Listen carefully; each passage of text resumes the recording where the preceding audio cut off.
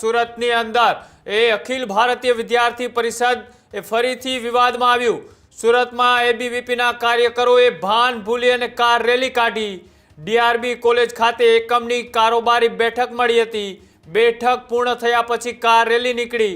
રેલીનો social media પર video છે તે વાયરલ થયો।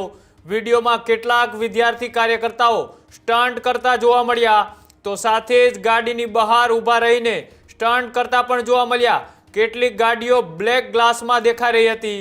તો સામે જે રીતના દ્રશ્યો સામે આવ્યા છે, આ દ્રશ્યો સુરત અખિલ ભારતીય વિદ્યાર્થી પરિષદના કાર્યકર્તાઓના છે કે જેઓની એક બેઠક મળી હતી કારોબારીની। એ બેઠક પૂર્ણ થયા બાદ જે રીતના અનેક વખત નબીરાઓ સ્ટન્ટ કરતા જોવા મળતા હોય છે, એ જ રીતના એબીવીપીના કાર્યકર્તાઓ પણ જાહેર રસ્તા ઉપર રેલી દરમિયાન સ્ટન્ટ કરતા જોવા મળ્યા। આ સ્ટન્ટ કરતાનો વિડીયો સોશિયલ મીડિયાની અંદર વાયરલ થયો।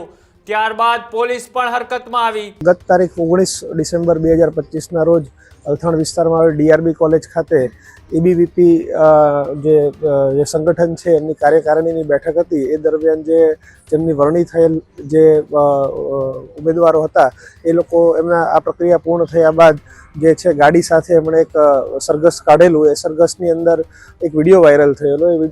એ વાયરલ વિડીયોને જોતા એની અંદર અમુક કાળા કાચવાળી ગાડીઓ તથા અમુક ગાડીઓમાંથી જે છે ભયજનક રીતે ડ્રાઇવિંગ કરતા હોય એવું વિડીયોની અંદર સ્પષ્ટ જણાઈ આવેલ। જેથી આજરોજ જે છે જે ગાડીઓ સરઘસમાંથી એ પૈકીની 2 ગાડીઓને પોલીસે જે છે જમા લઈને એમના વિરુદ્ધ કાયદેસર કાર્યવાહી કરેલ છે। કેટલું જોખમી રીતે એ લોકો આ રીતે જે રીતે વિડીયોની અંદર જોઈ શકાય છે કે ચાલક ગાડી ચલાવતા હતા એ દરમિયાન જે ફ્રન્ટ સાઈડની જે વિન્ડો છે એની અંદરથી પણ જે અમુક દેખાતા ઈસમો જે છે બહાર નીકળેલા હોય। ચાલકે આ દરમિયાન ગાડી ચલાવવી જોઈતી નહોતી, પરંતુ છતાં પણ ગાડી ચલાવતા રહે છે, એટલે એમના વિરુદ્ધ ભયજનક ડ્રાઇવિંગનો ગુનો દાખલ કરે છે।